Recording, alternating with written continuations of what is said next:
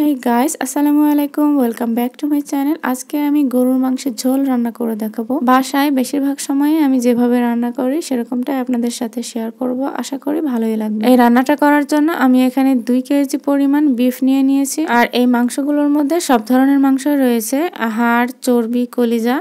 আর সব ধরনের মাংস থাকলে মাংসটা রান্না করতেও অনেক ভালো লাগে এবং খাইতেও অনেক ভালো লাগে। মাংসটাকে আমি রেগুলার সাইজ করে কেটে নিয়েছি এবং খুব ভালোভাবে ধুয়ে পরিষ্কার করে নিয়েছি। তো প্রথমে এখানে আমি 2 টেবিল চামচ পরিমাণ আদা বাটা দিয়ে দিচ্ছি এবং 2 টেবিল চামচ পরিমাণ জিরা বাটা দিয়ে দিচ্ছি। আপনারা চাইলে জিরা গুঁড়িয়ে দিয়ে দিতে পারেন, ক্ষেত্রে 1 টেবিল চামচ পরিমাণ দিলেই চলবে। এখানে আমি তেজপাতা দিয়ে দিচ্ছি 3-4টির মতো এবং দারুচিনি দিয়ে দিচ্ছি 5-6 টুকরা, দিয়ে দিচ্ছি কালো এলাচ 2টা এবং জয়ত্রী 1 পিচের অর্ধেকটা দিয়ে দিলাম এবং 15 থেকে 20টা কালো গোলমরিচ দিয়ে দিচ্ছি এবং একটা জয়ফলের 4 ভাগের 1 ভাগ আমি এখানে ইউজ করব। আর লবঙ্গ দিয়ে দিচ্ছি আমি 10-12টির মতো, সবুজ এলাচ দিয়ে দিচ্ছি 7-8টি। আপনারা চাইলে এই জয়ত্রী এবং জয়ফলটা বেটেও দিতে পারেন। আর এই গরুর মাংস রান্নাতে আমি বাটা মশলা ইউজ করতে খুবই পছন্দ করি। আমি এখানে পেঁয়াজ কুচি দিয়ে দিচ্ছি প্রায় 1 কাপের মতো। আমি এখানে গোটা রসুন ব্যবহার করছি আর এখানে 3/4 কাপ পরিমাণ রসুন দিয়ে দিলাম। গোটা রসুন দিয়ে গরুর মাংস রান্নার স্বাদই অন্যরকম হয়। আমি এখানে জয়ফলটাকে বেটে নিইনি, জয়ফলটাকে আমি ছোট একটা গ্রেটারে করে একটা জয়ফলের 4 ভাগের 1 ভাগ মতো গ্রেট করে দিচ্ছি। আপনারা চাইলে জয়ফল আর জয়ত্রীটাকে বেটে নিতে পারেন, সেক্ষেত্রে আরোই ভালো হয়। এবারে আমি গুঁড়া মশলাগুলো অ্যাড করে দেব। তো গুঁড়া মশলার মধ্যে এখানে রয়েছে ধনিয়ার গুঁড়া প্রায় 1.5 চা চামচ পরিমাণ, হলুদের গুঁড়া 1 টেবিল চামচ এবং মরিচের গুঁড়া 1 টেবিল চামচ এবং লবণ নিয়েছি স্বাদ মতো। সয়াবিন তেল দিয়ে দিচ্ছি, যেহেতু আমার মাংসটা চর্বির পরিমাণ বেশি তাই এখানে আমি 150 গ্রামের মতো সয়াবিন তেল দিয়ে দিলাম। প্রায় 8-10টির মতো কাঁচামরিচ ফালি করে দিয়ে দেবো এর মধ্যে। এই কাঁচামরিচটা মাংসের স্বাদটাকে অনেকটাই এনহেন্স করে, চেষ্টা করবেন দিতে।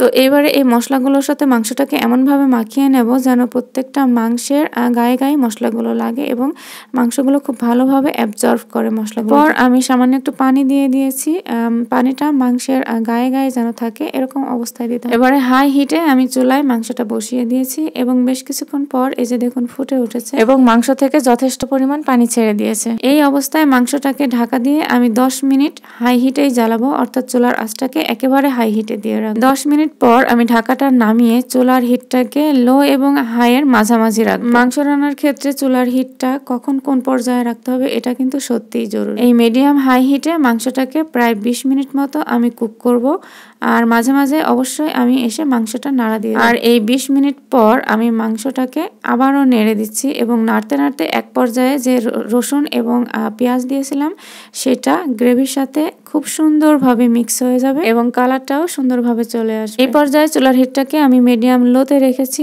এবং আমি আরো 15 মিনিট মতো মাংসটাকে কুক করব। তো এই পর্যায়ে অবশ্যই টেস্ট করে দেখবেন যে ঝাল এবং লবণটা ঠিক আছে কিনা।